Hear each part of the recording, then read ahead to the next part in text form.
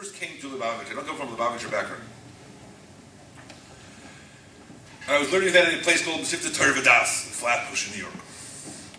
And Rosh Hashanah, I wanted to be by the Rebbe. Rosh Hashanah, Rosh, Rebbe. I walked to Crown Heights.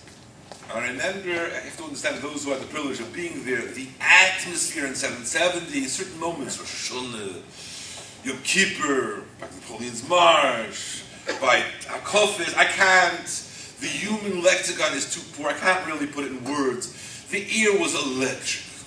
The Rebbe, right?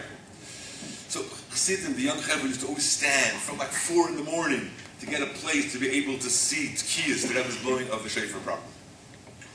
I, Baruch Hashem, was always a big lad. I was like tall, and whatever. So I had Baruch Hashem, the Abish blessed me with good elbows, and I was able, sort of like, very polite, I'm a polite fellow, little by little over the course of 6 hours, to get right where I wanted to be. When I first came to Lubavitch, and the Rebbe would blow the shofar, the first 30 tkiyas to Yossi. And the Chassidim always took it as an omen, a sign. If the tkiyas were sharp and loud and clear and went easy, it's an easy Baruch Hashem, I can bench the year, it'll be a good year. If it's difficult, it'll be Rahman al difficult. You could see at this moment the Rebbe is fighting battles, there's angels, things that we ordinary, what can I say? I don't know how to explain it. Those who were there know what I'm talking about. Those who weren't there will be there. HaKitzur, this year, the Rebbe takes out the Rebbe says, the brachas, the whole business, the Rebbe takes the shofar. The early Lamedes, the early 70s. And the Rebbe starts blowing. And it's geschmiert. One after the other, loud, sharp, crisp notes coming. Mamish gewaltig. Easy. Very easy. And the Rebbe has to blow the penultimate blast. The last second to last blast. Once again, it's not, the note is not coming out of the shofar. The Rebbe had before him 3 or 4 shofars, a bunch of shofars. He starts switching from one to the other. Can't do it. Suddenly the Rebbe takes his talis, and in front of the Rebbe, there was a panel, the notes that people gave to the Rebbe before Yom Tov. And in the panel were all the tzaras of Chal Yisrael. Everyone, this one needs a shidduch, and this one needs a baby, and this one needs a whatever, health, and this one needs parnas, and all the tzaras. The Rebbe takes his talis, he covers himself over the panel, like dead silence, the world. He picks himself up, and he starts scanning the whole crowd. He's looking at, like a crazy thing, just looking at people, looking at faces. And he tries to get out to blow again, it doesn't work. And again, he puts his talis over the pan that is bent on the bima, on the panim. You could hear, those who were close up could hear the Rebbe crying. Picks himself up after a while, again looking, searching, zuching in the crowd, staring. The oilam is meshugah. It was electric. 770 was on wheels. People didn't know where to put themselves.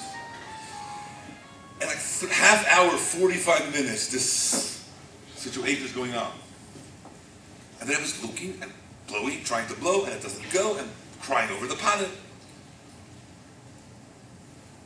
And then it picks up the shofar, blows the last 2 keys, come on, finished. Like nothing happened.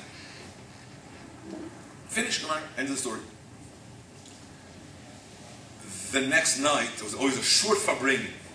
Mitzvah, Rosh Hashanah going out, Rosh Hashanah, 2 or 3 sichas, a minor, then the Rebbe would bench, the Rebbe would wash, like after Yom Tov, the Rebbe would wash, everyone would file by, and the Rebbe would give Kishel Bracha.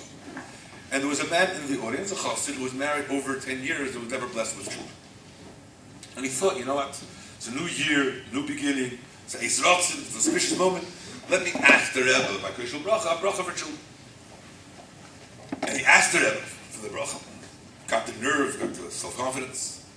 And the Rebbe told him, to steer him, and the Rebbe said, if you'll fulfill the promise you made yesterday, you'll have a child within the year. The guy, what, yesterday? Ooh, I don't hit him.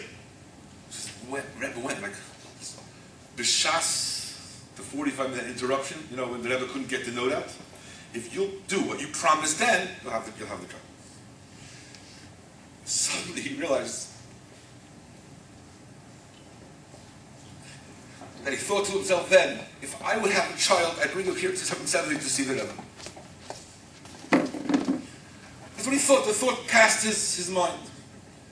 The next night, the Rebbe tells him, if you'll fulfill that promise, you'll have the child.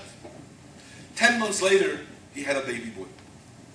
And he brought him, as promised, to Shul to get the Rebbe's Kiyos the next year. And he decided by Koshel Bracha, after the Farbrengen, the following year, he'll bring him past the Rebbe.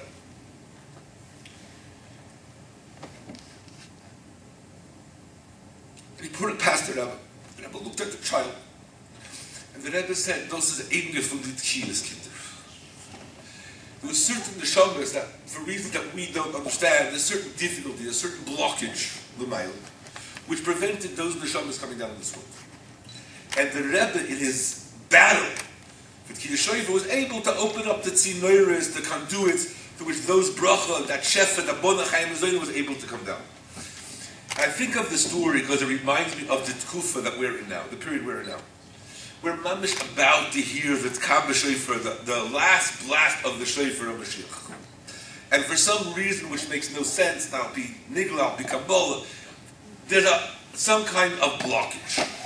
And it's our role as parents, as Yidden, to make sure to blow that final shofar and to bring Melech HaMashiach and to bring Geula into our world until we'll see the fulfillment of the promise of Yeshayu Mola Ha'oretz Deas Havaya Kamayim Liyam Mechasim, dancing in the Beis HaMikdash HaShlishi with Melech HaMashiach Be'edu Yemei Amen.